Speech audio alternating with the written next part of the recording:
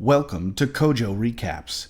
Today, I'm going to be showing you a 2002 sci-fi action drama film called Equilibrium. Spoilers ahead. Be sure to like and share the love. Equilibrium is set in the futuristic and dystopian city-state of Libria. The film explains how, in the early years of the 21st century, a devastating Third World War breaks out, the impact of which brings civilizations across the planet to their knees. After the war ends, world leaders fear that the human race cannot possibly survive a Fourth World War, and so they set about building a new society which is free of conflict. Libria, a totalitarian city-state established by survivors of World War III, blame human emotion as the cause for the war. Any activity or object that stimulates emotion is strictly forbidden. The new leaders ban all materials deemed likely to stimulate strong emotions, including art, music, and literature. These materials are rated EC10 for emotional content, a reference to the MPAA film rating system, and are typically destroyed by immediate incineration. Those in violation are labeled sense offenders and sentenced to death. Furthermore, all citizens of Libria are required to take regular injections, called intervals, of a liquid drug called Prosium-2 to suppress emotions, and this is collected at the distribution center known as Equilibrium. Libria is governed by the Tetragrammaton Council, which is led by a reclusive figurehead known as Father. Father never interacts with anyone outside the ruling council, but his image is omnipresent throughout the city in a strong cult of personality.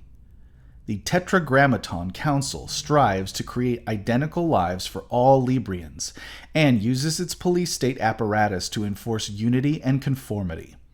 At the pinnacle of Librian law enforcement are the Grammaton clerics, who are trained in the deadly martial art of gun kata, an art which teaches users to predict the action of opponents during firearm combat.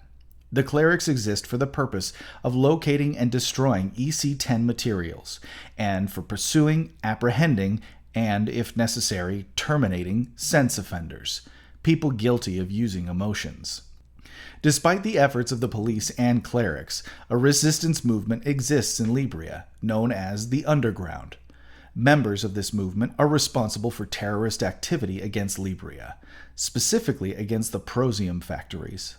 The leaders of the Underground believe that if they can disrupt the production and distribution of Prosium for a short period of time, even a single day, then the Librians will rise up and destroy the Tetragrammaton Council.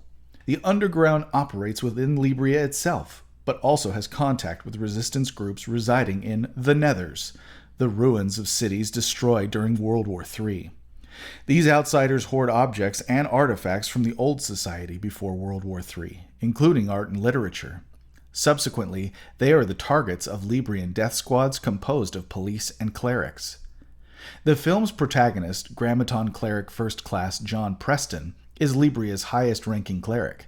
He is a widower whose wife was executed after being revealed to be a sense offender, leaving him with two children, Robbie and Lisa. After a raid on a group of resistance members in the Nethers, Preston notices that his partner, Grammaton cleric First Class Errol Partridge, has personally taken a copy of the poems of Yeats under false pretenses. Preston discovers that Partridge has not turned the book over for destruction, and follows him to a ruined cathedral in the Nethers, where Partridge speaks of emotion and forces Preston to aid him in suicide by cop. Preston executes him as Partridge slowly reaches for his gun. Shortly afterwards, Preston accidentally breaks the vial of his morning dose of Prosium, and is unable to replace it before going on to the next raid. Brief episodes of emotion set in, evoking memories, stirring feelings, and making him more aware of his surroundings. He intentionally skips additional doses of Prosium, hiding them behind the mirror in his bathroom. Preston is assigned a new partner, the career-conscious Brant, who expresses admiration for Preston's uncompromising work as a cleric. Following a standard police raid on a Librian woman, Mary O'Brien, who has stopped taking Prosium, his emotional confusion is exacerbated during her interrogation. He first acts out of emotion when he makes an excuse not to execute a puppy in the Nethers. To Brant's surprise, Preston prevents him from executing O'Brien, saying she should be kept alive for interrogation. Brant grows suspicious of Preston's hesitation. Preston has by now ceased taking Prosium and is forced to try and maintain his monotone and emotionless facade in front of his son and the increasingly suspicious Brant.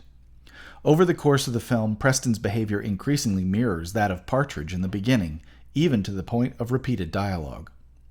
Preston begins to feel remorse for killing Partridge, develops an emotional relationship with O'Brien, and seeks atonement. He uncovers clues that lead to meeting Jurgen, leader of the Underground. Jurgen is planning to disrupt Prosium production to spark a populist uprising, and tries to convince Preston that Father must be assassinated. Soon, Preston is involved in illegal activities. During one visit to the Nethers, he is forced to kill several Librian policemen who find the rescued puppy in his car. Brant, having seen Preston rearranging his desk, signaling a dislike of conformity, and refusing to personally execute resistance members during a raid in the Nethers, becomes more suspicious. In consequence, Preston is summoned before Vice Consul DuPont and explains that he is attempting to infiltrate the resistance in order to destroy it.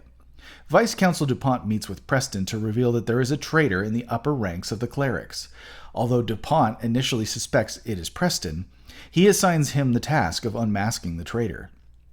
Relieved, Preston accepts and promises to locate the Underground's leadership. Preston soon agrees to assassinate Father, an act which will create enough confusion for the Underground to detonate bombs in Libria's Prosium factories, and hopefully bring down the Tetragrammaton Council. Meanwhile, O'Brien is set to be executed, and Jurgen advises Preston against interfering, believing it could be sabotage for the plans of the revolution. Unable to bear her death, Preston attempts to stop the execution and fails. He has an emotional breakdown and is arrested by Brant, who brings him before DuPont. Preston, however, tricks DuPont into believing that Brant was in fact the criminal.